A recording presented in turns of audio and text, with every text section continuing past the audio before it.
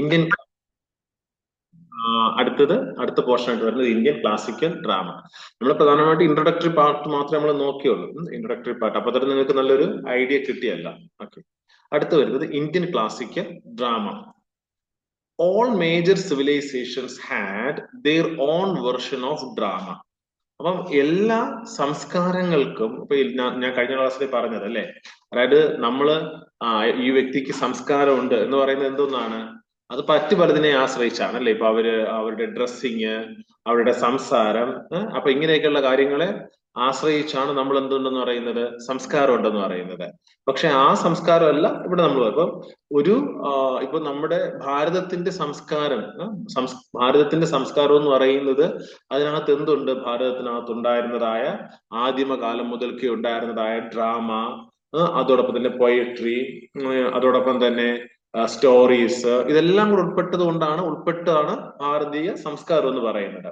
അപ്പം പ്രാചീന സംസ്കാരങ്ങൾ, ഇപ്പൊ ചൈനീസ് സംസ്കാരം വളരെ പ്രാചീനമായതാണ് അല്ലെ. അപ്പം ഏതൊക്കെ സംസ്കാരമാണോ വളരെ പ്രാചീനമായിട്ട് ഉണ്ടായിരുന്നതും ഈ ഒരു കാലഘട്ടം വരെ ഉള്ളതും അതിലൊക്കെ എന്തുണ്ടാകും, സ്വാഭാവികമായിട്ടും ഡ്രാമയും പോയട്രിയും ഒക്കെ ഉണ്ടാകും. ചില സംസ്കാരങ്ങളൊക്കെ വളരെ അവസാന കാലഘട്ടത്തിലായിരിക്കും അതൊക്കെ എന്ത് ചെയ്ത് ഉത്ഭവിച്ചത്, ഉദയം കൊണ്ടത്. അങ്ങനെയുള്ള സംസ്കാരങ്ങൾക്ക് എന്ത് കാണത്തില്ല, അധികം ഇങ്ങനെയുള്ള കാര്യങ്ങളൊന്നും കാണത്തില്ല. അപ്പം നല്ലൊരു സംസ്കാരത്തിനകത്ത് എന്തൊക്കെ ഉണ്ടാകും, ഡ്രാമയും പോയിട്രി ഒക്കെ ഉണ്ടാകും. അത് ഭാഷയും അത്രയും പഴക്കമുള്ളതായിരിക്കും. ഇപ്പൊ ഇതൊക്കെ സാൻസ്ക്രിറ്റിലായിരുന്നു ഇതൊക്കെ ഉണ്ടായിരുന്നത്.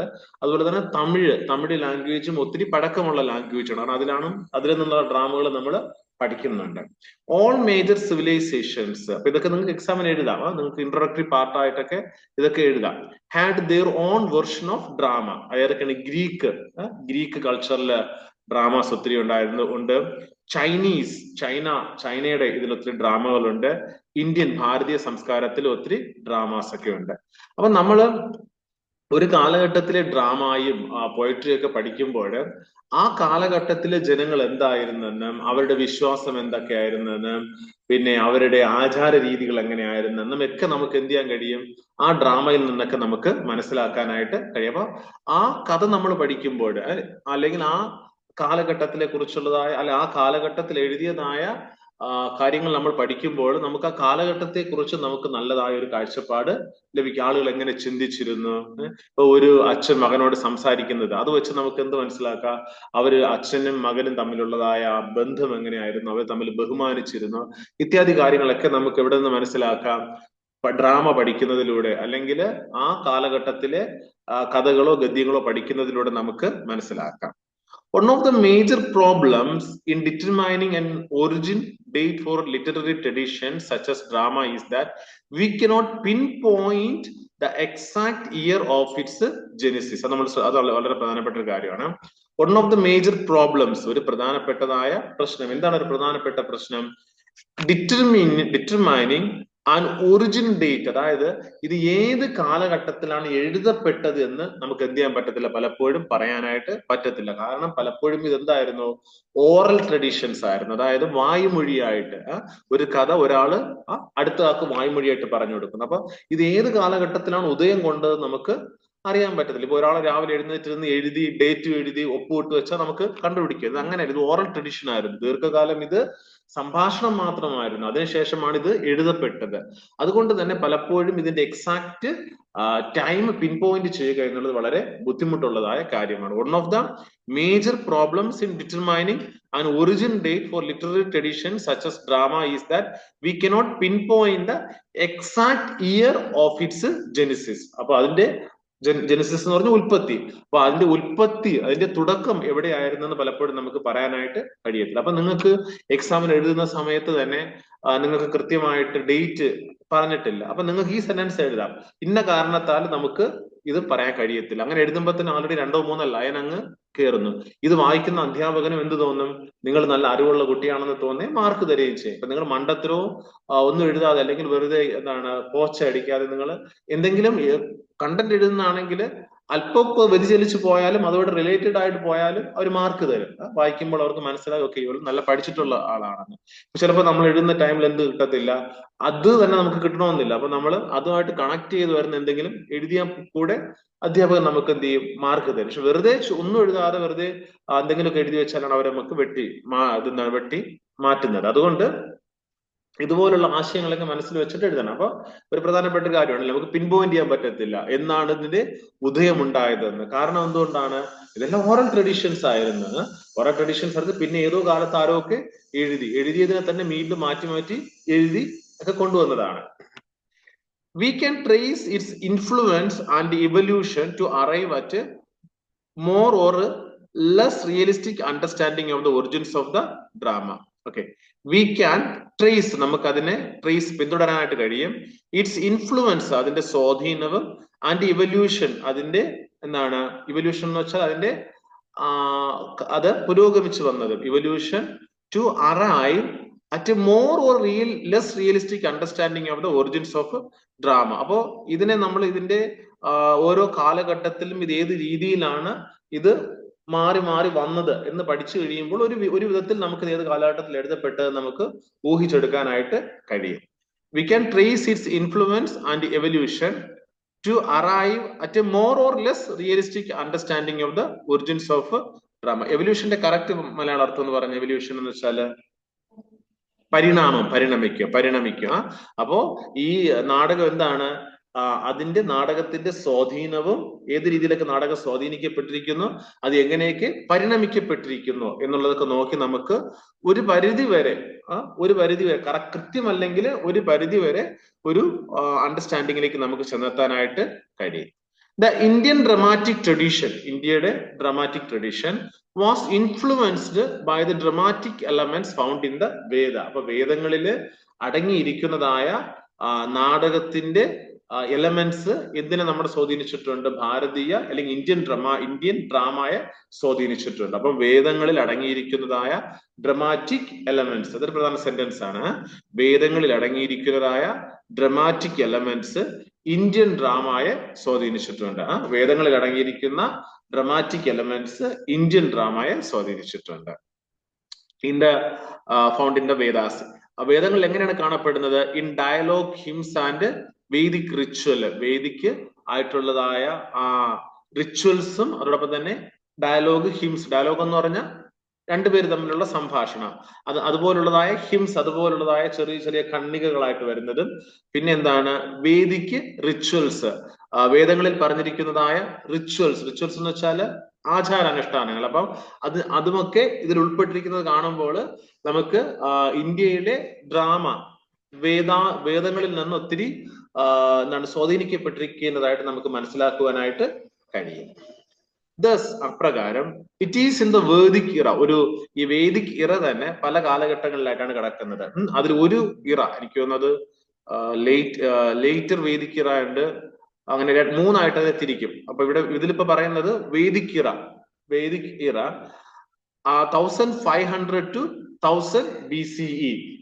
BCE എന്ന് വെച്ചാല് എന്താണ്, BCE ബിഫോർ കോമൺ ഇറ. പിന്നെ അതുപോലെ തന്നെ AD BC നിങ്ങൾക്ക് അറിയാമല്ലോ. അതുപോലെ തന്നെയാണ് BCE എന്ന് വെച്ചാല് ബിഫോർ കോമൺ ഇറ, അതായത് ഒരു മൈനസിൽ നിന്ന് അങ്ങോട്ടാണ് പോകുന്നത്. അപ്പൊ അതുകൊണ്ട് 1500 to 1000, പിന്നെ അത് 1000 to 500, 500 to 0, 0 to 500, 500 to 1000, 1000 ഇപ്പൊ 2000, 2500 അങ്ങനെ പൊക്കോണ്ടിരിക്കും. മനസ്സിലായില്ലേ? ഇത് നെഗറ്റീവ് ആണ്, അവിടെ നിന്ന് ഇങ്ങോട്ട് വരുന്നതാണ്. അപ്പം 1500 നിന്ന് 1000 എന്ന് പറയുമ്പോൾ ആ കാലഘട്ടം നെഗറ്റീവിന് അങ്ങോട്ട് പോകുന്ന കാലഘട്ടമാണ്. അതിനാണ് BCE എന്ന് പറയുന്നത്, ബിഫോർ കോമൺ ഇറ. അപ്പൊ കോമൺ ഇറയ്ക്ക് മുമ്പുള്ളതായ ആ കാലഘട്ടം, അതായത് അതിനെ വേദിക് ഇറ എന്നാണ് പറയുന്നത്. വേദിക് ഇറ അത് ഏത് കാലഘട്ടമാണ്, 1500 to 1000. അതിനാണ് വേദിക് ഇറ എന്ന് പറയുന്നത്. അപ്രകാരം it is in the Vedic ഇറ, ആ Vedic കാലഘട്ടങ്ങളില് we see dramatic elements that will come to define drama in the years to come and eventually usher in a genre known as Indian classical drama, as we know it. അപ്പൊ അങ്ങനെ അപ്രകാരം നമുക്ക് ആ കാലഘട്ടത്തിലുള്ളതായ dramatic elements എന്തിൽ കാണാനായിട്ട് കഴിയുന്നുണ്ട്? Indian classical ഡ്രാമകളിൽ കാണാനായിട്ട് കഴിയുന്നുണ്ട്. വേദിക് പീരീഡിലുള്ളതാണ്. ഏതാണ് വേദിക് ഇറയുടെ പീരീഡ് എന്ന് പറയുന്നത്? 1500 തൊട്ട് 1500 തൊട്ട് 1000. അത് ജസ്റ്റ് 500 വർഷമാണ്. അത് പിന്നെ ക്ലിയർ ആക്കി പറഞ്ഞു തരാം. അത് 3 വേദിക് ഇറയായിട്ട് തിരിച്ചിട്ടുണ്ട്. വേദിക് ഇറ.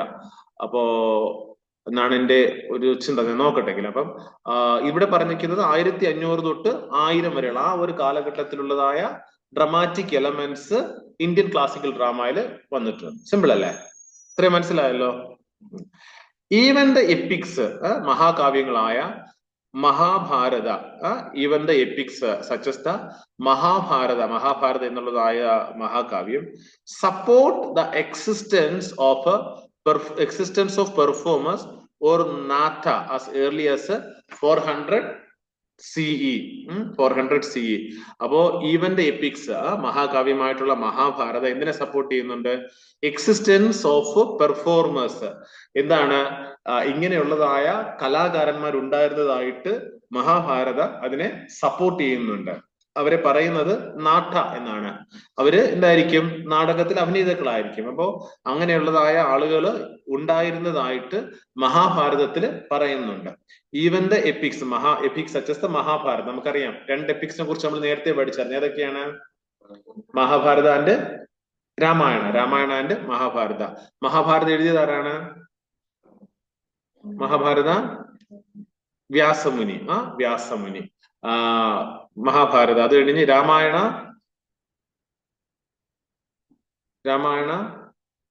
വാൽമീകി. സോ ഞാനതുപോലെ ശ്രുതി സ്മൃതിയൊക്കെ പറഞ്ഞ ഓർമ്മയുണ്ടല്ലോ. അപ്പം ഇതൊക്കെ ഏതിൽ വരുന്നതാണ്? അതിന് ഏതിൽ വരുന്നതാണ്? ശ്രുതിയിലാണോ സ്മൃതിയിലാണോ? സ്മൃതി. അത് മനസ്സിലാക്കിക്കോളാം. ശ്രുതി എന്ന് വെച്ചാല് കേട്ടത്, സ്മൃതി എന്ന് വെച്ചാല് ഓർത്തത്. അപ്പം okay, however the most even the epics such as the Mahabharata പോലും ഇതിനെ സപ്പോർട്ട് ചെയ്യുന്നുണ്ട്. the existence of പെർഫോമേഴ്സിനെ കുറിച്ച് മഹാഭാരത സപ്പോർട്ട് ചെയ്യുന്നുണ്ട്. or നാട്ട as early as the 400 CE. 400 CE എന്ന് പറയുമ്പോൾ ഇങ്ങോട്ട് വരും 400 കോമൺ ഇറ എന്നുള്ളതാണ്. however എന്നിരുന്നാലും the most extended treatise on Indian drama is the നാട്യശാസ്ത്ര by Bharatamuni. ഇത് പ്രധാനപ്പെട്ടതാണ്. however എന്നിരുന്നാല് the most extant treatise on Indian drama is the Natyashastra. അപ്പോ ഇന്ത്യൻ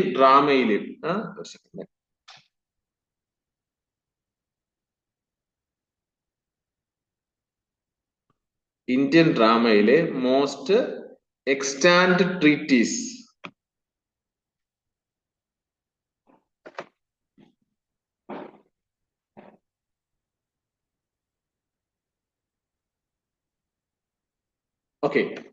extended treatise എന്ന് വെച്ചാൽ നിങ്ങൾ എഴുതിയെടുത്തു. extended treatise means a written work on a subject that is still surviving and available today. Extended treatise means a written work on a subject that is still surviving and available today.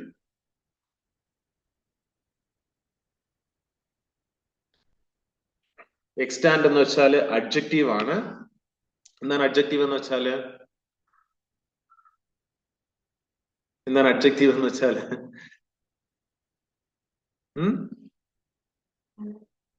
noun, pronoun, adjective. adjective എന്ന് വെച്ചാല് noun എന്ന് വെച്ചാല് the name of a person, place or thing. pronoun എന്ന് വെച്ചാല് noun നെ replace ചെയ്യുന്നു. adjective എന്ന് വെച്ചാല് that which qualifies the noun. പിന്നെ verb ഉണ്ട്, adverb ഉണ്ട്, നമുക്ക് പഠിക്കാം.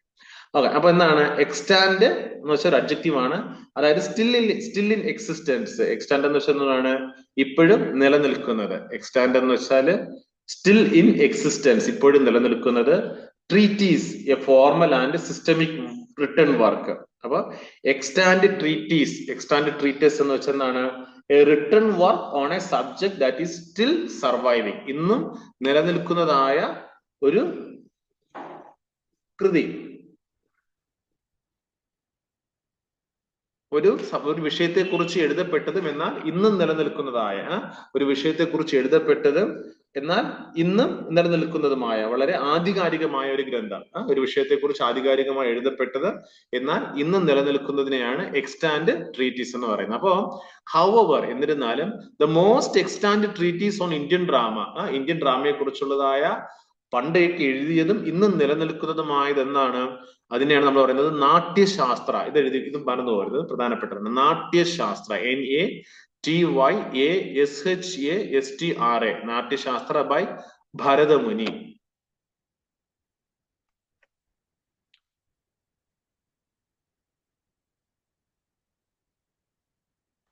എഴുതിയതാരാണ്? ഭരതമുനി. അതെപ്പോഴും നിങ്ങൾ ഓർത്തു വയ്ക്കുക. നാട്യശാസ്ത്രം ആരാണ് എഴുതിയത്? ഭരതമുനിയാണ് എഴുതിയത്.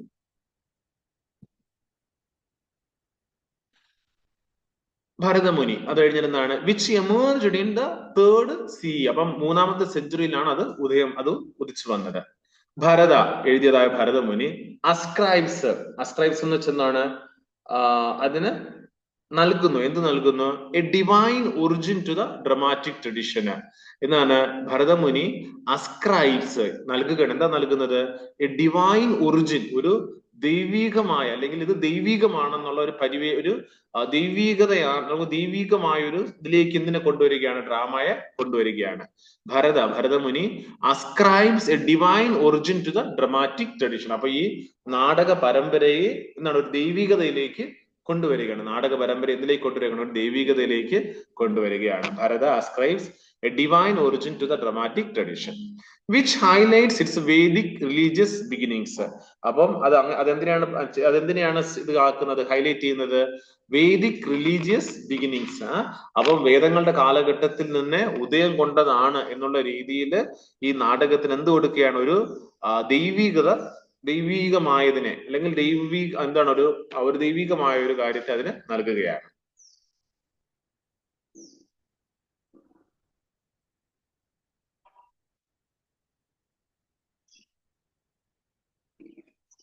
The very existence of such a text, ഇപ്രകാരം ഒരു ടെക്സ്റ്റ് ഇത്രയും കാരണം എഴുതിയത് ഏത് കാലഘട്ടത്തിലാണ്? Third century 3ാം century CE, common ഇറ. അപ്പൊ 3ാം സെഞ്ചുറിയിൽ ആ കാലഘട്ടം എഴുതി കഴിഞ്ഞ ഇപ്പൊ 2025. അപ്പൊ ഇത്രയും വർഷം ഇത് നിന്നു എന്നുള്ളത് തന്നെ the very existence of A such a text, ഇപ്രകാരം ഒരു ടെക്സ്റ്റ് ഇത്ര കാലം നിലനിന്നു. ഒരു ടെക്സ്റ്റ് ഇപ്പൊ ഒരാൾ എഴുതി കഴിഞ്ഞാൽ ആ ടെക്സ്റ്റ് പിന്നെയും നിൽക്കണമെങ്കിൽ ഇന്നത്തെ കാലത്ത് ചിലപ്പോ എഴുതുന്നതിന് എന്ത് കാണത്തില്ല? ഇന്നത്തെ പോലെ ബുക്കുകളൊന്നും കാണത്തില്ല. അവര് എവിടെയെങ്കിലും എന്തിലായിരിക്കും? മൃഗത്തിന്റെ തോലുകളിലോ ഒക്കെ ആയിരിക്കും എഴുതിയത്. അത് എത്ര കാലം നിൽക്കും? അത് കുറച്ച് കഴിയുമ്പോൾ എന്ത് ചെയ്യും? അത് നശിച്ചു പോകും അല്ലെ? അപ്പൊ ആ നശിച്ചു പോകാതിരിക്കാനായിട്ട് വീണ്ടും അതിനെ മാറ്റി എഴുതിക്കൊണ്ടേയിരിക്കണം. അപ്പൊ അത്രത്തോളം ഒരു പുസ്തകത്തെ എഴുതി സൂക്ഷിക്കണമെങ്കിൽ the very existence of such a text, ഇത്ര കാലം ആ ടെക്സ്റ്റ് നിലനിന്നെങ്കിൽ എന്താണത്? ഇറ്റ് വാസ് ദ കൾമിനേഷൻ എന്ന് പറഞ്ഞാൽ എന്താണ്? ഒരു the highest point or final stage of something, especially after a long process or a development. The culmination of a fairly long process of a dramatic development taking place at that time. അപ്പം ദീർഘകാലം കൊണ്ട് ഉണ്ടായിരുന്നതായ ആ ഒരു ഇതിനെ എന്ത് ചെയ്യുകയായിരുന്നു? ആ പരമാവധി എന്ത് ചെയ്യുകയായിരുന്നു? ഒരുപാട് അതിനെ അവര് ക്രോഡീകരിച്ച് അപ്പോൾ അത് എഴുതിയതായിരിക്കും. The very existence of such a text suggests that it was the culmination of a fairly long process of dramatic development taking place at that time. അപ്പൊ അതുവരെയും എന്താണ്? അതിനെ ക്രോഡീകരിച്ച് ആ സമയത്ത് എഴുതപ്പെട്ടതായിരിക്കും. എന്താണ്? ഭരതമുനിയുടെ എന്താണ്? നാട്യശാസ്ത്രം. ഭരതമുനിയുടെ നാട്യശാസ്ത്രം. മനസ്സിലായായിരുന്നോ ഭാഗം?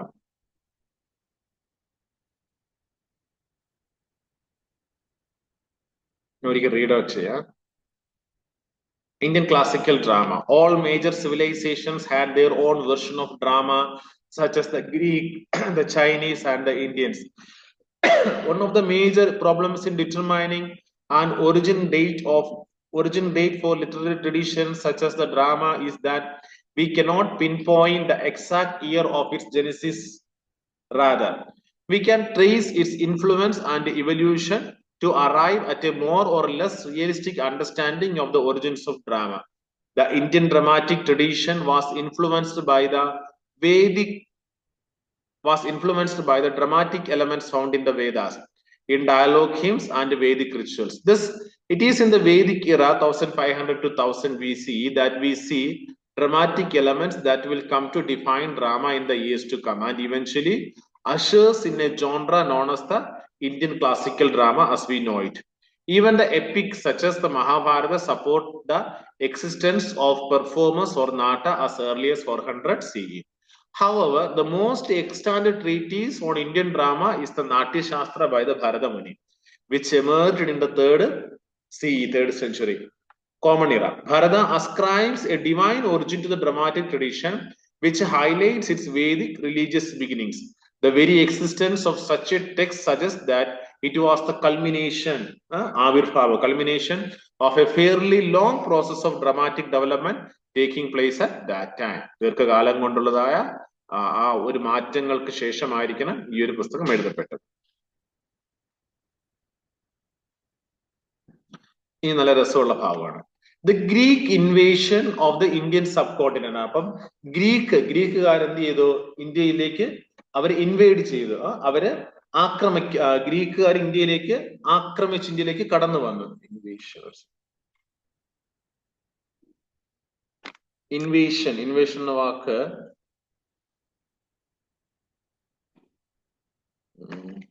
ആക്രമിച്ച് കയറുക. The act of entering a place, country or area by force. ആക്രമിച്ച് കയറുക അർത്ഥമുള്ള. The Greek invasion of the Indian subcontinent. അപ്പം ഇന്ത്യൻ ഉപഭൂഖണ്ഡത്തിലേക്ക് ആക്രമിച്ച് കയറി? ഗ്രീക്കുകാര് ആക്രമിച്ച് കയറുകയും ഹാഡ് ലെഡ്, അപ്പൊ അങ്ങനെ അവർ ആക്രമിച്ച് കയറിയത് has lead A few critics, ചില വിമർശകര് എന്ത് പറയുകയാണ്? ആരൊക്കെയാണ് വിമർശകര്? സച്ചസ് വെബർ എന്ന് പറയുന്നതായ ഒരു വിമർശകൻ, to assert a Greek influence on Indian drama. ഇത് നല്ല രസമുള്ള ഭാഗമാണ്, പഠിച്ചില്ലെങ്കിൽ എക്സാം നന്നായിട്ട് എഴുതാൻ പറ്റും. Greek influence on Indian drama. അവർ പറയുന്നത്, വെബർ പറയുന്നത്, ഗ്രീക്കുകാര്, അതായത് നമ്മൾ എപ്പോഴും മനസ്സിലാക്കാനുള്ളത്, പ്രത്യേകിച്ച് ഗ്രീക്കിന്റെ കൾച്ചർ വളരെ വലിയൊരു കൾച്ചറാണ്. ഏറ്റവും ഇപ്പൊ നമുക്കറിയാം റോമ സാമ്രാജ്യം എന്താണ്, all roads leads to Rome എന്നാണ് പറയുന്നത്. അതായത് ലോകം മൊത്തം അടക്കി ഭരിച്ചവരായിരുന്നു റോമാക്കാര്. അപ്പൊ അങ്ങനെയുള്ളതായ റോമാക്കാര് പോലും എന്തായിരുന്നു? ഗ്രീക്ക് സംസ്കാരമായിരുന്നു, അവരുടെ ഭാഷയും സംസ്കാരമായിരുന്നു എന്ത് ചെയ്തിരുന്നത്? അഡോപ്റ്റ് ചെയ്തിരുന്നത്. കാരണം നല്ല ഫിലോസഫേഴ്സ് ഒക്കെ ഇവിടെ ഉണ്ടായിരുന്നു, ഗ്രീക്കിലുണ്ടായിരുന്നു. ആരൊക്കെയായിരുന്നു? സോക്രട്ടീസ്, പ്ലാറ്റോ, അരിസ്റ്റോട്ടിൽ എന്നീക്ക് പറയുന്നത് പോലെയുള്ള വലിയ വലിയ പണ്ഡിതന്മാരോടെ ഉണ്ടായിരുന്നു, ഗ്രീക്കിൽ ഉണ്ടായിരുന്നു.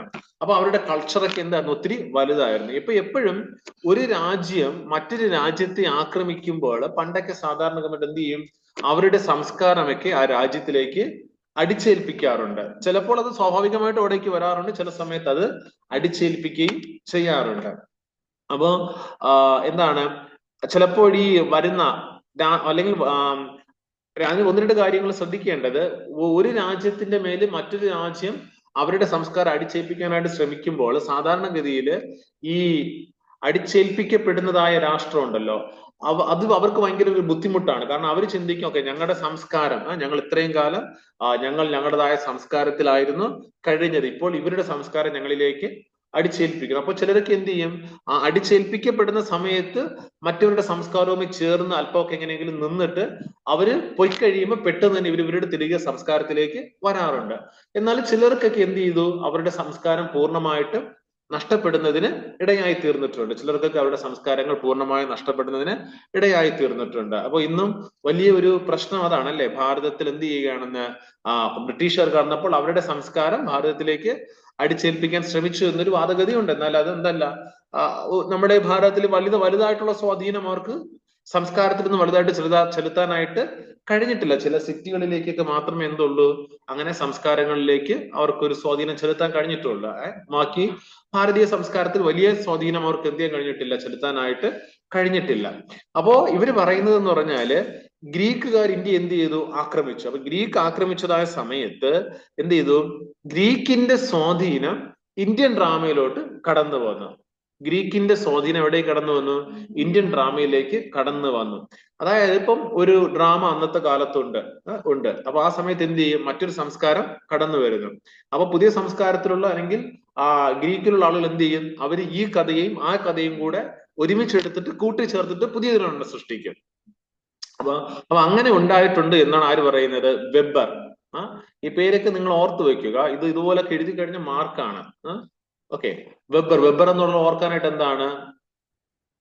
വെബ് എന്ന് ഓർത്താൽ മതി. വെബ്, ചിലന്തി വല. ഇപ്പൊ ഓഫീസ് റൂമിൽ ഇരിക്കുമ്പോ അവരുടെ മുകളിലോട്ട് ഈ എക്സാം ഹോളിൽ വെറുതെ, സത്യത്തിൽ അതിന്റെ രസം അതാണ്. നമ്മൾ ഈ എന്തൊക്കെ പഠിച്ചുകൊണ്ട് പോയാല് ഈ പഠിക്കുന്നതൊക്കെ എക്സാം ഹാളിൽ പോകുമ്പോ എന്ത് ചെയ്യും? മറന്നു പോകും. അവിടെ മറന്നു പോയിട്ട് നമ്മൾ എന്ത് ചെയ്യും? എന്തെങ്കിലും ട്രിക്സ് ഓർത്ത് വെക്കും. അതായിരിക്കും അപ്പോഴ് ഓർക്കണം. അതുപോലെ നിങ്ങൾ എക്സാം ഹാളിൽ ഇരുന്ന് മുകളിലോട്ട് നോക്കുമ്പോൾ എന്താണ്? ചിലന്തി വല കാണും. ചിലന്തി വല കാണുമ്പോൾ സ്വാഭാവികമായിട്ട് വെബല്ലേ ചിലന്തി വല. അപ്പം വെബർ ER-ഓട് ഇട്ട് കഴിഞ്ഞിട്ട് ഒരു സെന്റൻസ് കിട്ടിയില്ലേ? അതിനെ കുറിച്ച് വേണമെങ്കിൽ 1-2 പാര തന്നെ അങ്ങ് എഴുതാം. ഈ അറിയാവുന്ന ആശയങ്ങളൊക്കെ വെച്ചിട്ട് 1-2 നല്ല പാരകളൊക്കെ തന്നെ അങ്ങ് എഴുതാം. അതൊക്കെ അപ്പൊ വെബർ എന്താ പറഞ്ഞത്? ഇതുപോലെ പേരും വർഷമൊക്കെ എഴുതി കഴിഞ്ഞാൽ നല്ല മാർക്കാണ്. The Greek invasion of the Indian subcontinent. ഗ്രീക്കുകാരുടെ എന്താണ് ഇൻവേഷൻ? ഗ്രീക്കുകാര് ഇന്ത്യയെ അല്ലെങ്കിൽ ഇന്ത്യൻ ഉപഭൂഖണ്ഡത്തെ ഗ്രീക്കുകാർ ആക്രമിച്ചത് ചില ക്രിറ്റിക്സ്, ചില വിമർശകർ എന്ത് പറയുകയാണ്? അവർ പറയുകയാണ് ഗ്രീക്ക് ഇൻഫ്ലുവൻസ് ഇന്ത്യൻ ഡ്രാമയിൽ ഉണ്ടായിട്ടുണ്ട് എന്നാണ് പറയുന്നത്. There are certainly some similarities such as the plot being mainly centered on historical mythical figures. There are certainly some similarities. നിശ്ചയമായിട്ടും ചില സിമിലാരിറ്റീസ് എന്താണ് സിമിലാരിറ്റി? ചില സാമ്യതകൾ ഉണ്ട്. അതിൽ തെറ്റില്ല. അതിൽ സംശയമില്ല. ചില സാമ്യതകൾ ഉണ്ട് എന്നുള്ളതിൽ സംശയമില്ല. സച്ച് ആസ് ദ പ്ലോട്ട് എന്താണ്? Being mainly centered on historical. പ്രധാനമായിട്ടും പ്ലോട്ടുകൾ ഏതിലാണ് സെന്റർ ചെയ്യുന്നത്? ഏതിലാണ് ഫോക്കസ് ചെയ്യുന്നത്? ഹിസ്റ്റോറിക്കൽ, ചരിത്രത്തിലും. Mythical figures. മിത്തിക്കൽ എന്താണ്? മിത്ത് എന്ന് പറഞ്ഞാല് എന്താ? എന്താണ് മിത്ത്? ഈ മലയാളം വാക്കുകൾ ഇപ്പൊ ഒത്തിരി ദിവസമായി കിട്ടാൻ പാടാം. മിത്ത് എന്ന് പറഞ്ഞാല് പുരാണങ്ങൾ അല്ലെങ്കിൽ പുരാണങ്ങൾ. അപ്പം എന്താണ് മിത്തിക്കൽ ഫിഗേഴ്സ് എന്ന് പറഞ്ഞാൽ എന്താണ്? പുരാണ കഥാപാത്രങ്ങൾ. മിത്തിക്കൽ ഫിഗേഴ്സ് എന്ന് പറഞ്ഞാൽ എന്തോന്നാണ്? പുരാണ കഥാപാത്രങ്ങൾ. പുരാണ കഥാപാത്രങ്ങൾ. ഓക്കെ, അപ്പൊ എന്താണ്?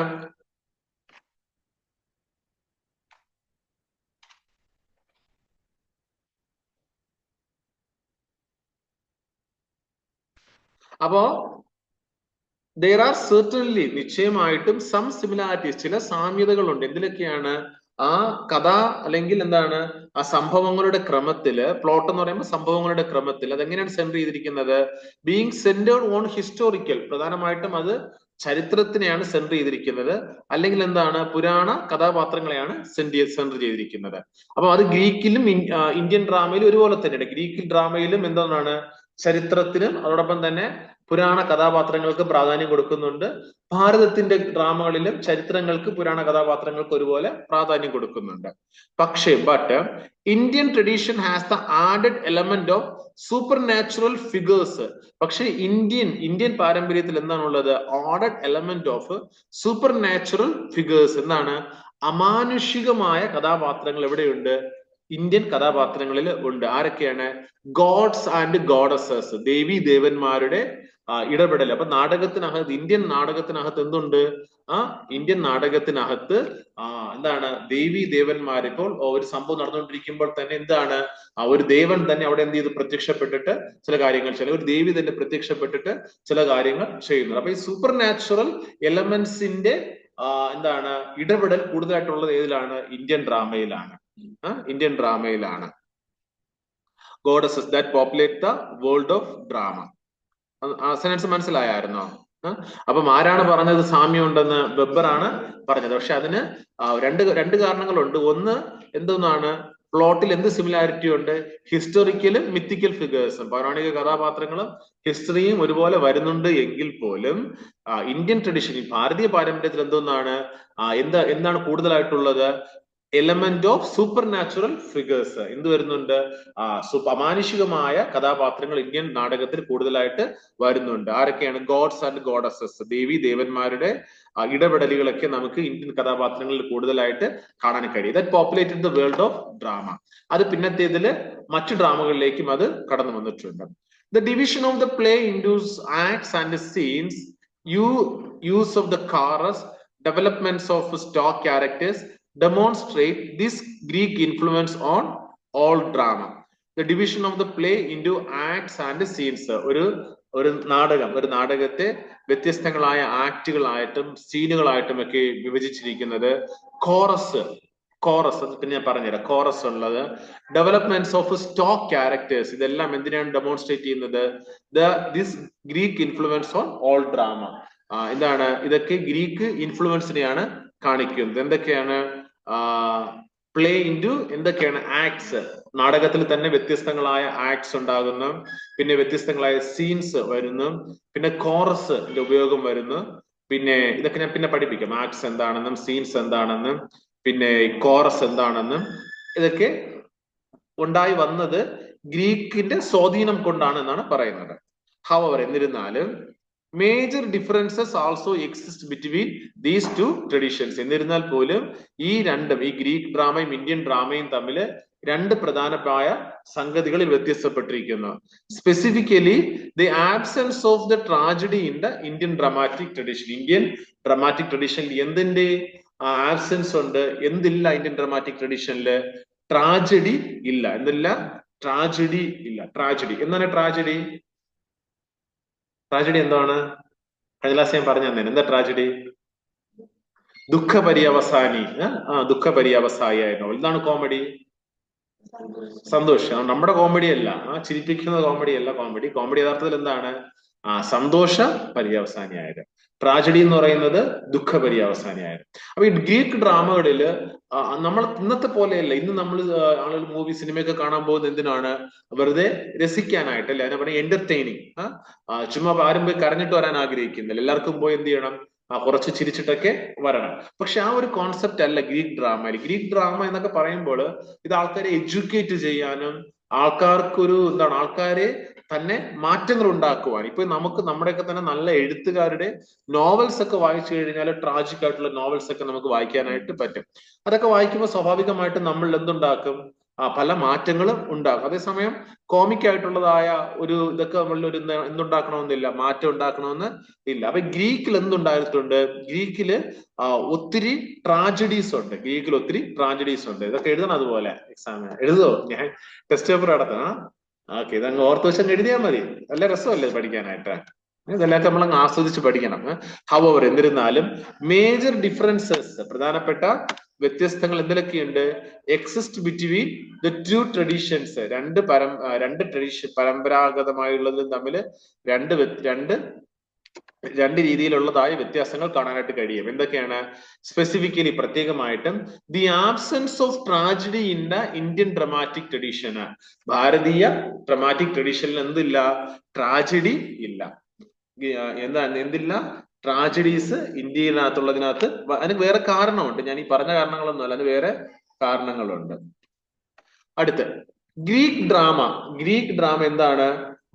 ഗ്രീക്ക് ഡ്രാമാസ് അഡ്ഹറൻസ്, ADHERENC, ഒരു നൗൺ ആണ്. അതിന്റെ അർത്ഥം എന്ന് വെച്ചാല് the act of sticking firmly to a rule.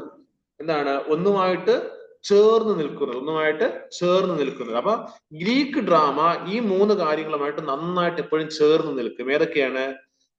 Unities of time, place and action. ഇത് പിന്നെ നമുക്ക് പഠിക്കാം എന്താണെന്നുള്ളത്. ഇതൊക്കെ നിങ്ങൾ മനസ്സിൽ വച്ചിരുന്നാൽ മതി. അപ്പൊ ഗ്രീക്ക് ഡ്രാമയില് ഈ ഒരു നിയമമാണിത്. ഇതൊരു നിയമമാണ്. ഈ നിയമം വിട്ടുവര് ഡ്രാമ എഴുതാറില്ല. അങ്ങനെ ഡ്രാമ എഴുതിയിട്ടുണ്ട്, എഴുതുന്ന പ്രശ്നങ്ങൾ ഉണ്ടായിട്ടുണ്ട്, ഒക്കെ നമുക്ക് പഠിക്കാം അങ്ങോട്ടും. അപ്പം ഗ്രീക്ക് ഡ്രാമ ഏതൊക്കെ കാര്യങ്ങളിലാണ് എപ്പോഴും ഊന്നൽ നൽകുന്നത്? അവർ ഊന്നൽ നൽകുന്ന 3 കാര്യങ്ങളാണ്: unity of time, unity of place and action. മൂന്ന് കാര്യങ്ങൾ അവർ എപ്പോഴും പ്രാധാന്യം നൽകാറുണ്ട്. 3 unities of time, place and action. അപ്പൊ Greek dramas adherence to, Greek ഡ്രാമയുടെ ചേർന്ന് നിൽപ്പ് ഏതുമായിട്ട്? Unities of time, action and place is not strictly observed in Indian drama. ഈ കാര്യങ്ങൾ ഇന്ത്യൻ ഡ്രാമയിൽ എന്തല്ല നമുക്ക് കാണാനായിട്ട് കഴിയത്തില്ല. അപ്പം വിദ്യ പറഞ്ഞ ഗ്രീക്ക് ഡ്രാമയിൽ ഏതൊക്കെയാണുള്ളത്? ഏതൊക്കെ നിയമങ്ങളാണ് അവർക്ക് മാറ്റാൻ പാടില്ല എന്ന് പറയപ്പെടുന്നത്? Unity of time, place and action. അപ്പൊ ഇത് എന്ത് ചെയ്യാൻ പാടില്ല? ഇത് മാറാനേ പാടില്ല, നിർബന്ധമാണ് ഈ ഗ്രീക്ക് ഡ്രാമയിൽ. പക്ഷെ എന്താണ്? Is not strictly observed in Indian drama. Indian ഡ്രാമയിൽ ഇത് പ്രശ്നമേ അല്ല. ഇന്ത്യൻ ഡ്രാമയിൽ ഇത് പ്രശ്നമേ അല്ല. Where the action shifts from earthly places to heaven. തമാശ എന്താണ്? ആക്ഷൻ, സംഭവങ്ങള് അത് ഷിഫ്റ്റ് ചെയ്യപ്പെടുന്നത്, മാറ്റപ്പെടുന്നത്. ഇപ്പൊ കുറച്ച് സമയം ഒരു കാര്യം നടക്കുന്നത് എവിടെയായിരിക്കും? ഭൂമിയിലായിരിക്കാം. അടുത്ത സമയം ആ കാര്യം എവിടേക്ക് പോകും? അത് നടക്കുന്ന സ്വർഗത്തിലായിരിക്കാം. അപ്പൊ അങ്ങനെ മാറിപ്പോകുന്നതിന് ഇന്ത്യൻ ഡ്രാമയിൽ യാതൊരു പ്രശ്നവുമില്ല. പക്ഷെ ഗ്രീക്ക് ഡ്രാമ പറയും ഇല്ല, അങ്ങനെ മാറാനായിട്ട് പറ്റത്തില്ല. അത് ഒരിടത്ത് തന്നെ നിൽക്കണം. Unity of time, place, action, ഈ 3 കാര്യങ്ങൾ നിർബന്ധമായിട്ട് പാലിച്ചിരിക്കണമെന്ന് ഗ്രീക്ക് ഡ്രാമയിൽ നിർബന്ധമാണ്. പക്ഷെ ഇന്ത്യൻ ഡ്രാമയിൽ അങ്ങനത്തെ ഒരു പ്രശ്നമേ ഇല്ല. ആക്ഷൻ ഷിഫ്റ്റ്സ് ഫ്രം, അന്ന് രസമുണ്ട് അല്ലെ? Action shifts from earthly space to heavenly worlds. ഒരിക്കൽ ഭൂമിയിലായിരിക്കാം, കുറച്ച് കഴിയുമ്പോൾ കഥ നടക്കുന്ന സ്വർഗത്തിലായിരിക്കാം. അതൊരു വിഷയമേ അല്ല ഇന്ത്യൻ ഡ്രാമയില്. Taking place across many years as well. ചിലപ്പോൾ സംഭവങ്ങൾ വർഷങ്ങൾ കൊണ്ടായിരിക്കാം നടക്കുന്നത്. പക്ഷെ മറ്റിടത്ത് ടൈം ഒരു വിഷയമാണ്. ഇത് ഒരു സംഭവം നടക്കുന്ന ഒരു വർഷത്തിലായിരിക്കാം, അത് കഴിഞ്ഞ് അടുത്ത സംഭവം നടക്കുന്നത് അനേക വർഷങ്ങൾക്ക് ശേഷമായി. Furthermore, dance and song are an important part of the Indian drama. പിന്നെ എന്തൊക്കെ ഇന്ത്യൻ ഡ്രാമയിൽ പ്രധാനപ്പെട്ടതായിട്ടുണ്ട്? Dance and song. ഡാൻസ്, നൃത്തവും പാട്ടും ഒക്കെ ഇന്നത്തെ സിനിമ പോലെ അല്ലെ? നമ്മുടെ ഇന്ത്യയിലെ സിനിമകൾക്ക് എന്തുണ്ട്? അപ്രതീക്ഷിതമായ സ്ഥാനങ്ങളിൽ അവരെന്ത് ചെയ്യും? അവര് ഡാൻസുകൾ കൊണ്ടുവയ്ക്കും അല്ലെ? ഒരു കാരണം എപ്പോഴും അത് ആളുകൾ ചെയ്യാറുണ്ട്. ഇപ്പോഴും ആൾക്കാർ അതിനെ കുറിച്ച് ക്രിട്ടിസൈസ് ചെയ്യാറുണ്ട്. ഒരു കാര്യവും കാണത്തില്ല അങ്ങനെ ഒരു ഡാൻസ് അവിടെ വരത്തൊക്കെ. ഒരു ഇതും ഇല്ലാതെ എന്താണ് പെട്ടെന്ന് ഒരു ഡാൻസ് അങ്ങ് സ്റ്റാർട്ട് ചെയ്യും, അതങ്ങ് കണ്ടിന്യൂ ചെയ്യും. അപ്പം അത് ഇന്നും ഉണ്ട്. പക്ഷെ മറ്റു മൂവീസൊന്നും അങ്ങനെ വരത്തില്ല. ഫർദർ മോർ, എന്നിരുന്നാലും dance and song are an important part of the Indian drama. Indian ഡ്രാമയില് ഡാൻസും സോങ്സും ഒക്കെ വളരെ പ്രാധാന്യമുള്ളതാണ്. Are not found in the Greek counterpart. ഗ്രീക്കിൽ അങ്ങനെയൊന്നും നമുക്ക് കാണാനായിട്ട് കഴിയത്തില്ല. Other scholars, മറ്റ് scholars highlight the influence of Buddhist and Jain traditions in the formalizing of the Indian dramatic traditions. അപ്പൊ മറ്റുള്ള പണ്ഡിതന്മാരൊക്കെ എന്താ പറയുന്നത്? അവര് highlight the influence of Buddhist and Jain traditions. ബുദ്ധ ജൈന പാരമ്പര്യങ്ങളുടെ സ്വാധീനവും ഇന്ത്യൻ ഡ്രാമയിൽ ഉണ്ടായിട്ടുണ്ട് എന്ന് മറ്റ് ചില പണ്ഡിതന്മാർ അഭിപ്രായപ്പെടുന്നു. സ്കോളേഴ്സ് എന്ന് പറയുന്ന ആരാണ്? പഠിതാക്കൾ. നിങ്ങളും എന്താണ്? സ്കോളേഴ്സ് ആണ്. നിങ്ങളും സ്കോളേഴ്സ് ആണ്. പഠിതാക്കളെല്ലാം സ്കോളേഴ്സ് എന്നാണ് പറയുന്നത്. പക്ഷെ നന്നായിട്ട് പഠിക്കണം, എങ്കിലും സ്കോളർ ആകും. അപ്പൊ അതർ സ്കോളേഴ്സ്, മറ്റ് പണ്ഡിതന്മാരും എന്താ പറയുന്നത്? ഹൈലൈറ്റ്സ്, അവര് ഹൈലൈറ്റ് ചെയ്യുകയാണ് the influence of Buddhist and Jain tradition. ബുദ്ധ പാരമ്പര്യവും ജൈന പാരമ്പര്യവും ഒക്കെ ഇന്ത്യൻ നാടകത്തിൽ ഉണ്ടായിട്ടുണ്ട് എന്ന് അവര് പറയുകയാണ്.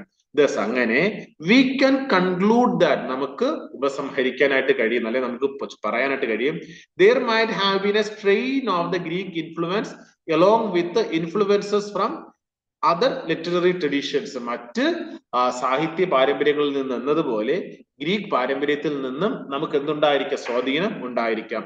ട്രഡീഷൻസ് ആൻഡ് കൾച്ചേഴ്സ്, സംസ്കാരങ്ങളിൽ നിന്നും. Such as the Buddhist and Jain traditions that worked together with the ancient Vedic wants to create the classic Indian drama as we know it today. അപ്പം നമുക്ക് ഇന്ന് നമ്മുടെ കരങ്ങളിലുള്ളതായ ഇന്ത്യൻ ക്ലാസിക്കൽ ഡ്രാമയ്ക്കകത്ത് ഗ്രീക്ക് ഇൻഫ്ലുവൻസും ജെയിൻ, ബുദ്ധ ഇതിന്റെയൊക്കെ influence ഒക്കെ ചുരുങ്ങിയതായ രീതിയിലെങ്കിലും ഉണ്ടായിട്ടുള്ളതായിട്ട് നമുക്ക് കണക്കാക്കാനായിട്ട് കഴിയും. This may be particularly true of the Tamil epic Chilappadikaram, which is influenced also by the Buddhist and Jain traditions, as we shall see in the fourth block. This may be particularly true. ഇത് പ്രധാനമായിട്ടും ഏതിൽ സത്യമാണ്? ഒരു തമിഴ് എപ്പിക്കിനെ കുറിച്ച് നമ്മൾ പഠിക്കാൻ പോകുന്നുണ്ട്. ഏതാണ് പേര്? ചിലപ്പതികാരം. ചിലപ്പതികാരത്തിൽ ഇത് വളരെ സത്യമാണ്. വിച്ച് ഈസ് ഇൻഫ്ലുവൻസ്, അത് ഏതിലാണ് സ്വാധീനിക്കപ്പെട്ടിരിക്കുന്നത്? Buddhist and Jain tradition. ബുദ്ധ ജൈന ട്രഡീഷൻസ് അത് സ്വാധീനിക്കപ്പെട്ടിരിക്കുന്നുണ്ട്. അത് നമുക്ക് ഫോർത്ത് ബ്ലോക്കിലാണ് നമ്മൾ അത് പഠിക്കാനായിട്ട്. നമ്മളിപ്പം പഠിക്കുന്ന ഏത് ബ്ലോക്കാണ്? First block. ഇതിന്റെ പേരെന്തോന്നാണ് ബ്ലോക്കിന്റെ?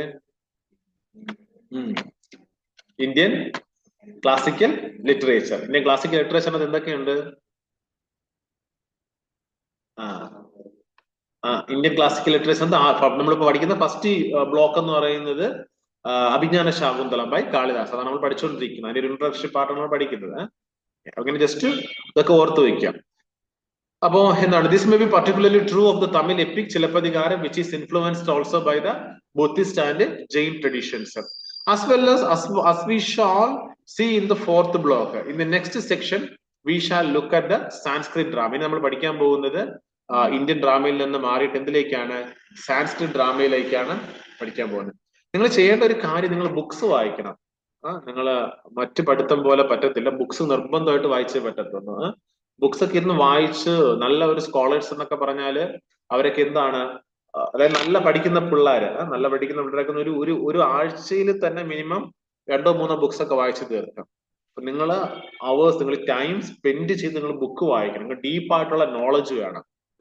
ഇത് വെറുതെ കാണാതെ പഠിച്ച് നമ്മൾ എഴുതുന്നില്ല, നമ്മുടെ നോളജ് റിഫ്ലക്ട് ചെയ്യുന്നതാണ്.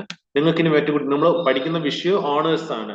നിങ്ങളുടെ അത് പഠിക്കുന്നതുകൊണ്ട് പ്രധാനപ്പെട്ട ജസ്റ്റ് ഒരു ഡിഗ്രിക്ക് വേണ്ടി പഠിക്കുന്നവർ ഇത് എടുക്കാറില്ല. ഞാൻ പറഞ്ഞില്ല, ഇത് അടുത്തൊരു ടീച്ചർ ആകാനായിട്ട് അല്ലെങ്കിൽ ഒരു BEd ഒക്കെ ചെയ്ത് അപ്പം ആ ഒരു എയിമുള്ള ആൾക്കാരാണ് കൂടുതൽ എടുക്കുന്നത്. കാരണം ഇത് ഡീപ്പായിട്ട് നോളജ് ഇത് കിട്ടാനായിട്ടും കൂടെയാണ്. അപ്പൊ നിങ്ങൾ മാക്സിമം ബുക്ക് വായിക്കുക. ഇതുമായിട്ട് റിലേറ്റഡ് ആയിട്ടുള്ള ബുക്സ് ഞാൻ ഒരെണ്ണം പറഞ്ഞായിരുന്നു. ഇഗ്നോ തന്നെ റെഫർ ചെയ്യുന്ന ഒരു ബുക്ക് ഞാൻ പറഞ്ഞായിരുന്നു, അത് വായിക്കുക. പിന്നെ ജസ്റ്റ് വെറുതെ യൂട്യൂബ് വീഡിയോസ് കണ്ടിട്ട് കാര്യമില്ല. കാരണം ഒത്തിരി യൂട്യൂബ് വീഡിയോസ് എല്ലാം എക്സാം പോയിന്റ് ഓഫ് വ്യൂവിൽ അവർ ചെയ്യുന്നതാണ്, ജസ്റ്റ് എക്സാമിന് പാസ്സാക്കാൻ വേണ്ടി. അത് കണ്ടിട്ട് കാര്യമില്ല. അതേസമയം നിങ്ങൾക്ക് ഓഡിയോ ബുക്സ് കിട്ടും, ഇതോട് റിലേറ്റഡ് ആയിട്ടുള്ള ഓഡിയോ ബുക്സ്. അപ്പോ അതൊക്കെ നിങ്ങൾ എടുത്ത് വായിക്കുക. ഇന്നിപ്പോ ഞാൻ ചിലപ്പോൾ അത് വാട്സാപ്പിൽ ഷെയർ ചെയ്യാം. കാരണം ഗവൺമെന്റൽ സൈറ്റ്സ് തന്നെയുണ്ട്, അവിടെയൊക്കെ കയറി നിങ്ങൾ ഇന്ത്യൻ ക്ലാസിക്കൽ ലിറ്ററേച്ചർ എന്നൊക്കെ അടിച്ചു നോക്കിയാൽ ഇതുമായിട്ട് റിലേറ്റഡ് ആയിട്ടുള്ള ടോപ്പിക്കുകളൊക്കെ അടിച്ചു നോക്കുമ്പോൾ നിങ്ങൾക്ക് ഒത്തിരി കാര്യങ്ങൾ കിട്ടും. അപ്പൊ നിങ്ങൾക്ക് എപ്പോഴും ഒരു അറിയാനുള്ള ഒരു മനസ്സുണ്ടാവണം, കൂടുതൽ കാര്യങ്ങൾ പഠിക്കാനുള്ള ഒരു മനസ്സ് വേണം. എപ്പോഴും എന്താണ്, നമ്മൾ ആ ഒരു മൈൻഡ് എപ്പോഴും ഓപ്പൺ ആയിരിക്കണം. അങ്ങനെ വന്നാൽ നമ്മളിത് പഠിച്ചിട്ട് നമുക്ക് പ്രയോജനം ഉണ്ടാകത്തുള്ളൂ. നമ്മൾ ഒത്തിരി ഡീപ്പായിട്ട് പോയി പഠിക്കുന്നത് കൊണ്ട്. അലൻ മറ്റേ എക്സാം എഴുതുന്നില്ലേ, മുമ്പ് എഴുതിയതിന്റെ? അത് എഴുതിയെടുക്കണം. അപ്പൊ അതോടെ ആകുമ്പോൾ ഒരു പ്രയോജനമാണ്. ഓക്കെ, ഞാനതൊന്ന് വായിക്കാം, ഒന്ന് ഓർത്ത് നോക്കണേ. അപ്പൊ നമ്മൾ ക്ലാസ് എല്ലാം കഴിഞ്ഞ ശേഷം ഞാൻ ഇപ്പൊ ടൈം സ്പെൻഡ് ചെയ്യുന്നില്ല അതിനു വേണ്ടി. ഇവിടെ അങ്ങോട്ട് പോയിട്ട് എന്ത് ചെയ്യണം, ഈ പഠിച്ച കാര്യങ്ങളൊക്കെ ഒന്ന് ഓർത്ത് നോക്കണം. ഓർത്ത് നോക്കി ഒരു ബുക്കിലൊന്ന് എഴുതി നോക്കണം. എന്നിട്ട് വീണ്ടും ഒരു 24 മണിക്കൂറിനകത്ത് വീണ്ടും ഒരിക്കൽ കൂടെ ഒക്കെ അതൊന്ന് ഓർത്ത് നോക്കാം. 2-3 പ്രാവശ്യം നമ്മൾ ഓർക്കുമ്പോൾ നമ്മുടെ മനസ്സിൽ എന്ത് ചെയ്യും, ഇതെല്ലാം രജിസ്റ്റർ ആവും. ഞാൻ ഒരാളുടെ പേര് പറഞ്ഞല്ലോ ഇതിനെ കുറിച്ച് കമന്റ് ചെയ്തത്. നമ്മൾ ക്ലാസ്സിൽ ഇരുന്നുകൊണ്ട് മുകളിലേക്ക് നോക്കുമ്പോ വല കാണാം. ആ വല കാണുമ്പോ എന്ത് മനസ്സിലാവും? ബബ്ബർ, മനസ്സിലായില്ലേ? അപ്പൊ അതുപോലുള്ള കാര്യങ്ങളൊക്കെ ഓർക്കുക. ഗ്രീക്കിൽ എന്ത് കാര്യങ്ങളൊക്കെയാണ് പ്രധാനം? Time, place, action. ഓക്കെ, ഞാൻ സ്പീഡ് വായിക്കാം. The Greek invasion of the Indian subcontinent has led a few critics such as the Weber to assert a Greek influence on Indian drama. There are certainly some similarities, such as the plot being mainly centered on historical mythical figures, but the Indian tradition has the added element of supernatural figures such as gods and goddesses that populate the world of drama. The division of the play into acts and scenes, use of the chorus, developments of stock characters demonstrate this Greek influence on all drama. However, major differences also exist between the two traditions, specifically the absence of tragedy in the Indian dramatic tradition. Greek drama's adherence to the 3 unities of time, place, and action is not strictly observed in Indian drama, where the action shifts from earthly spaces to heavenly ones, taking places across many years as well. Furthermore, dance and song are an important part of Indian drama, are not found in the Greek counterpart. Other scholars highlight the influence of Buddhist and Jain traditions in the formalizing of the Indian dramatic tradition. Thus, we can conclude that there might have been a strain of the Greek influence along with the influences from the other literary traditions and cultures such as the Buddhist and Jain traditions that walked together with the ancient Vedic ones to create the classical Indian drama as we know it today. We may be particularly true of the Tamil epic, Chilapadigaram, which is influenced also by the Buddhist and Jain traditions, as we shall see in the fourth block. In the next section, we shall look at Sanskrit drama. ഉച്ചയ്ക്ക് നിങ്ങൾക്ക് ഉറക്കം വരും, അതിനുവേണ്ടി food കുറച്ചടിക്കുക, food കാര്യമായിട്ട് അടിക്കാതെ കുറച്ച് കഴിക്കുക. അല്ലെങ്കിൽ ഉച്ച സമയം നമുക്ക് ക്ലാസ് ഒത്തിരി ടൈം ഇല്ല, ഓൾറെഡി മറ്റു ക്ലാസ്സസ് ഉള്ളതുകൊണ്ട് ടൈം ഇല്ല. അപ്പോ ഫുഡ് നിങ്ങൾ അത്യാവശ്യം കുറച്ച് കഴിച്ചിട്ട് എന്തെങ്കിലും നട്ട്സ് ഒക്കെ വാങ്ങിച്ചു വെക്കുക. നട്ട്സ് ഒക്കെ വാങ്ങിച്ചു വെച്ചിട്ടുണ്ടോ? കുറച്ച് നട്ട്സ്, ഡേറ്റ്സ്, അതായത് കാഷ്യൂ നട്ട്, ഡേറ്റ്, അങ്ങനെയുള്ള കുറെ എല്ലാ സാധനങ്ങളും മേടിച്ചു വെച്ചിട്ട് ഡെയിലി ഒരു 3-4 എണ്ണമൊക്കെ വെച്ച് രാവിലെ കഴിച്ചു കഴിഞ്ഞാൽ നമുക്ക് ആവശ്യമുള്ള ഊർജ്ജം കിട്ടും. അപ്പൊ ഉച്ചയ്ക്കുള്ള ഫുഡ് ചിലപ്പോൾ കുറഞ്ഞാലും കുഴപ്പമില്ല നിങ്ങൾക്ക്. അല്ലെങ്കിൽ നിങ്ങൾക്ക് ഫുഡ് കഴിക്കുമ്പോൾ ബ്ലഡ് എല്ലാം കൂടെ ഫുഡ് പ്രോസസ്സിങ്ങിലോട്ട് പോകും. അവസാനം പഠിക്കുന്നത് മനസ്സിലാക്കാനായിട്ട്. പിന്നെ ഞാൻ റെക്കോർഡ് ചെയ്ത് വെക്കുന്നുണ്ട്, നമുക്ക് വേറെ സ്റ്റുഡൻസ്, വേറെ ആൾക്കാർ വെളിയിൽ നിന്ന് ജോയിൻ ചെയ്യുന്നുണ്ട് ക്ലാസ്സിന്. അപ്പൊ അവർക്കും കൂടെ വേണ്ടിയിട്ട് റെക്കോർഡ് ചെയ്യുന്നുണ്ട്. നിങ്ങൾക്ക് ആവശ്യമുണ്ടെങ്കിൽ പിന്നത്തേതില് 3 മണിക്ക് അടുത്ത് ഞാൻ ക്ലാസ് പറഞ്ഞിരുന്നത്.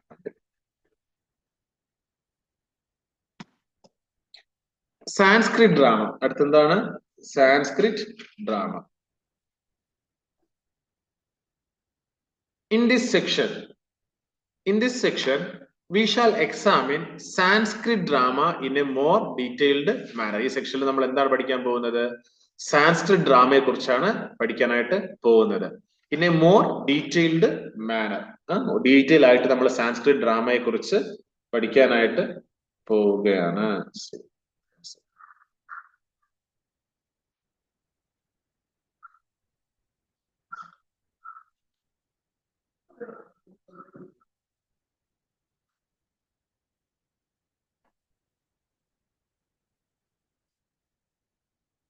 ഈ വർഷം ഒത്തിരി പേര് ജോയിൻ ചെയ്യുന്നുണ്ട്.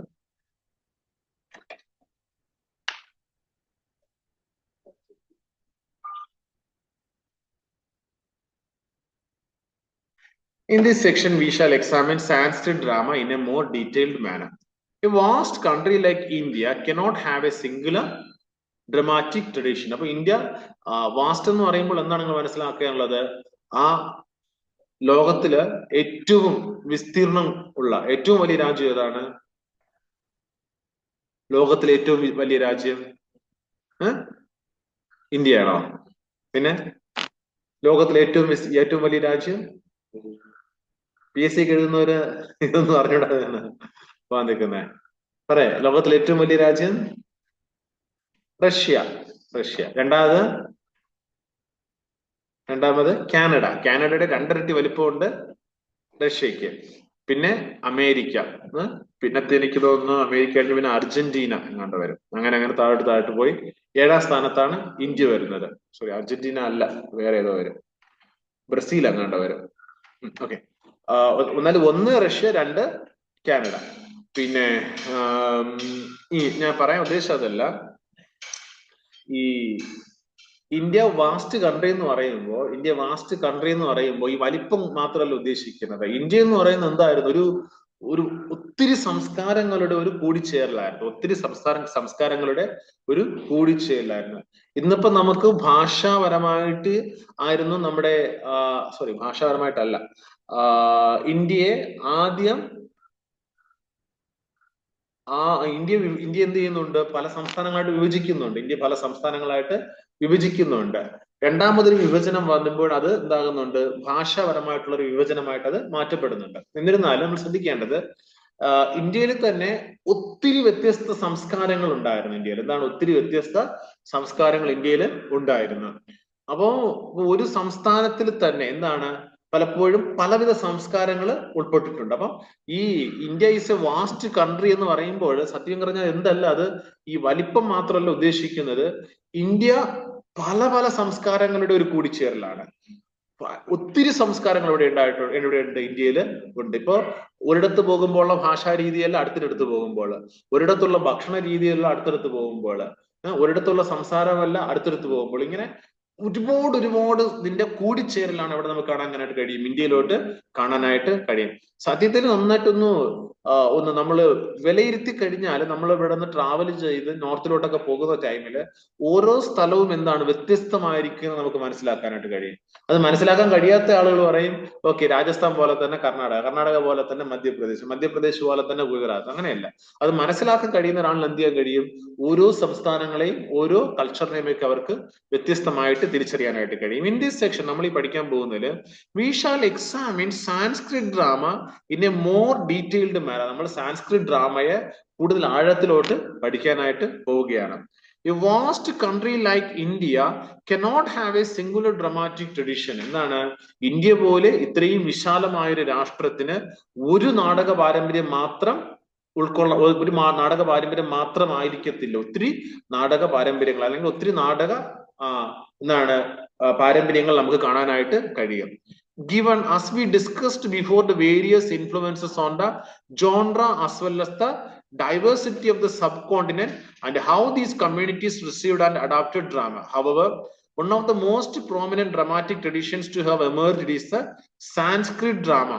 Others include the dance drama of southern India as well as the Sanskrit tradition of southern India such as the Kodiyattam in Kerala. Okay, ഒരു കാര്യം ചെയ്യാൻ നമുക്ക് അടുത്ത ക്ലാസ്സിൽ നോക്കാം. നിങ്ങൾ അടുത്ത ക്ലാസ്സിൽ വരുന്നതിന് മുമ്പായിട്ട് ഈ സാൻസ്ക്രിറ്റ് ഡ്രാമ ഒന്ന് വായിച്ചിട്ട് വരണം. സാൻസ്ക്രിറ്റ് ഡ്രാമ ഒന്ന് വായിച്ചിട്ട് വരണം. അത് 1, 2 ഓക്കെ ഒരു 4-5 പാരഗ്രാഫേ ഉള്ളൂ. സാൻസ്ക്രിറ്റ് ഡ്രാമ അത്രയൊന്ന് വായിച്ചിട്ട് വരും. ഇന്നത്തേക്ക് ഇത് മതി. എനിക്ക് 2 മണിക്ക് അടുത്തൊരു ക്ലാസ് ഉണ്ട്.